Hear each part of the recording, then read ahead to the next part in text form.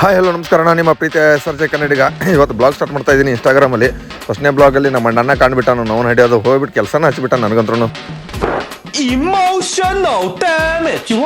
ಕೆಲಸ ಏನಂದ್ರಪ್ಪ, ಪೈಪ್ ಜೋಡಿಸ್ಬೇಕಿತ್ತು. ಅವ್ರದ್ದು ಪೈಪ್ ಕಿತ್ತೋಗಿತ್ತು ಮೋಟ್ರದ, ಅದಕ್ಕೆ ಜೋಡಿಸ್ಕೊಂಡು ಆಮೇಲೆ ಬಂದುಬಿಟ್ಟು ಇಲ್ಲಿ ಗೊಂಜಾಳ ಸುಡ್ಕೊಂಡು ಕೂತೀನಿ.